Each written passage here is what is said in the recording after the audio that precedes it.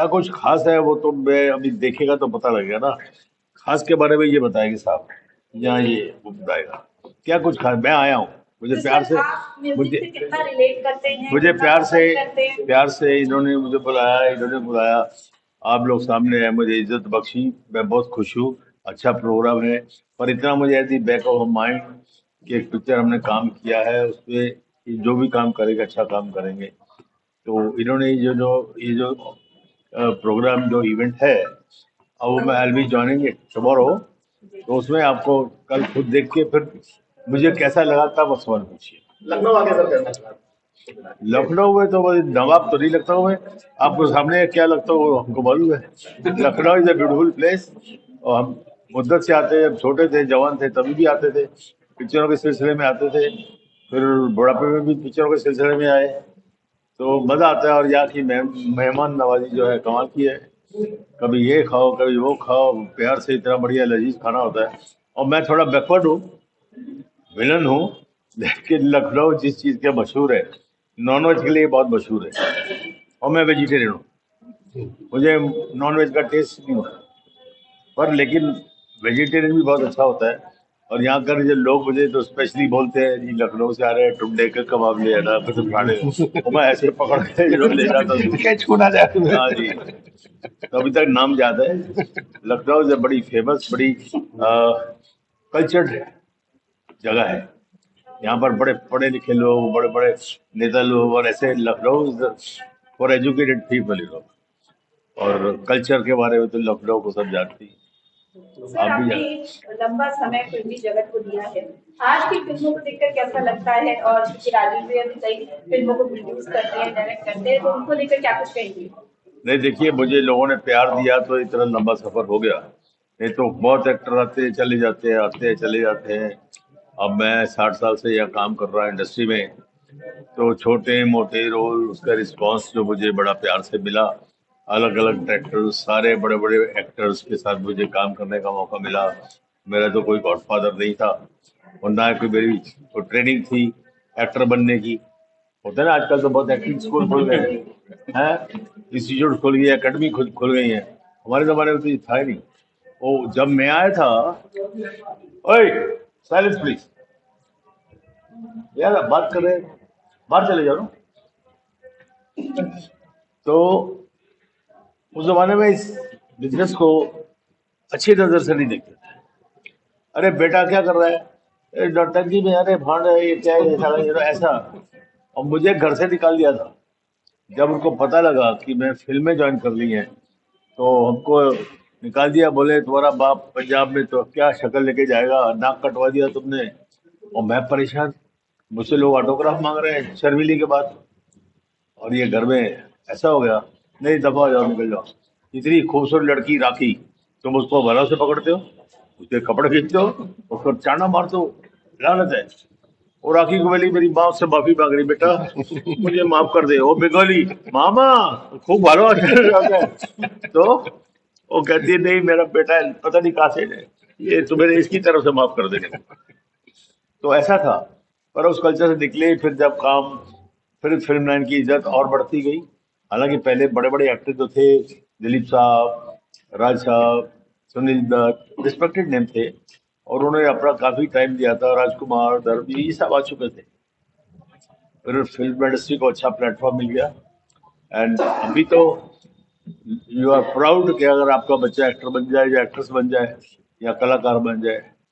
और पहले होता था ना, पढ़ोगे लिखोगे तो बनोगे नवाब, खेलोगे कूदोगे तो बनोगे खराब।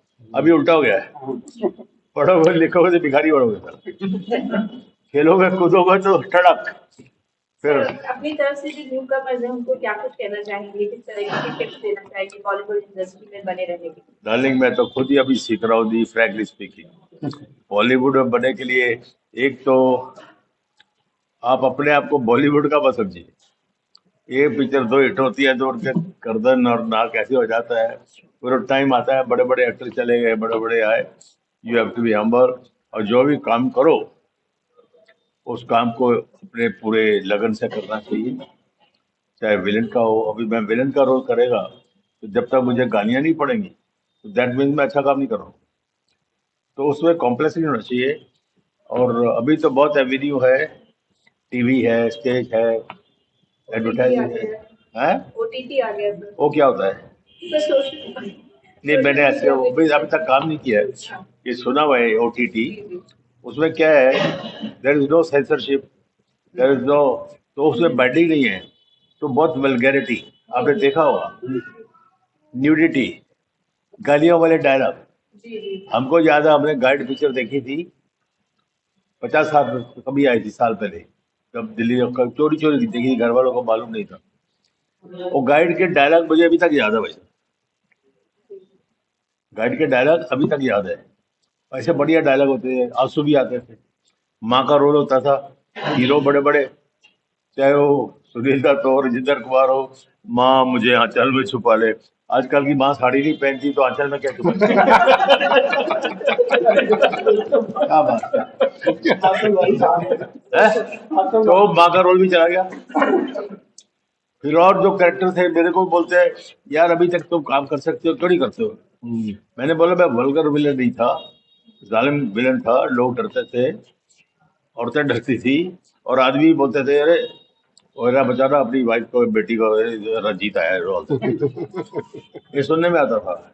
और फिर मैं अपने घर में सबसे बड़ा था, मेरी शादी बड़ी मुश्किल से बाद में हुई। और जिस तो मेरी अभी बीवी है, और जब शादी हुई तो उसके घर वालों ने बोला किसके साथ शादी की है? बोले वो रंजीत के साथ। कौन रंजीत? रिश्तेदारों ने, और जो फिल्मों में काम करता है।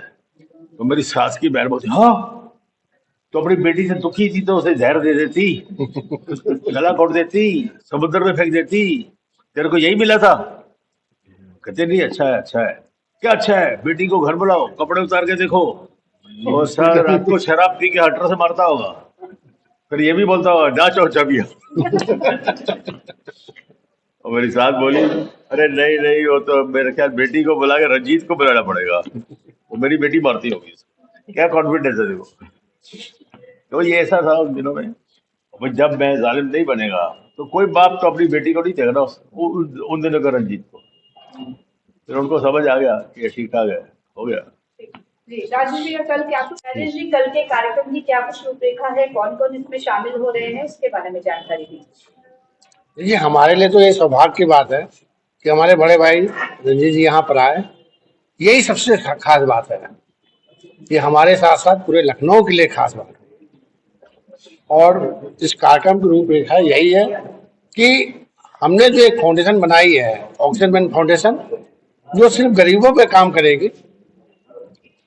हम उसमें जैसे गरीब बच्चों की पढ़ाई के लिए लेकर के उनके इलाज के लिए अभी भी हम लोग कर रहे हैं, सालों से कर रहे हैं, मुझे लगता है 20 साल से ऊपर हो गया। लेकिन अब हम एक प्रॉपर वे में फाउंडेशन बना के काम करने जा रहे हैं इसके ऊपर। सर एक डेब्यू भी होने वाला है, संगीता जी इसमें परफॉर्म करेंगी, इसको लेकर कैसा फील कर रहे हैं? देखिए, हम लोग कलाकार हैं, ठीक है। हम अपने बड़े भाई साहब की तरह तो नहीं बन सकते, कभी अरे सोच भी नहीं सकते हैं। क्या बात कर रहे तो हैं? सच्चाई है। वो मैं तो बाई चांस में लेके हूँ। तकदीर में लिखा होता तो और बोले ऐसा हम- I'll cut it, इन्होंने बोल दिया। तो देखिए कल क्या होने वाला किसी को मालूम नहीं है। किसे मालूम है ये दुनिया बनी किसके लिए? क्या पता आया है इंसान यहाँ किसके लिए?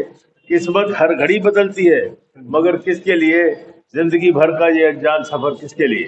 कबड्डी दोस्त पता लगे मेरे एक रोल में शूट करते नहीं, बोलो भाई साहब मेरी पीछे में काम कर दो। क्या यार, तो मेन उद्देश्य उनको लाने गए हो, उनको बहुत शौक है संगीत का, लेकिन प्रॉपर मंच हमने का नहीं, हम आपको दे रहे हैं क्योंकि 8 साल हो गया था उनको भी। तो उनके अंदर की हिचक को खत्म करना था मुझे इससे मतलब नहीं था कि वो किस तरह का गाएंगी, कैसे होगा। वो तो ना, पहली बार तो मंच पे आने के लिए आना ही है। जब आना है बहुत बड़ी बात। तो चाहे वो परफॉर्मेंस कैसी भी हो, लेकिन पहली बार तो कहीं कभी ना कभी किसी को मंच पे आना ही है। सर और कौन कौन आ रहे हैं सिंगर्स के तौर पर? इसमें मुंबई से हमारे मिलन रॉय जी आ रहे हैं, रूपा जी आ रही हैं, साहिबा जी आ रही हैं, और इसी तरह राजू निगम जी भी आ रहे हैं, और भाई साहब तो हमारे हैं ही साथ में। ये सभी लोग आ रहे हैं।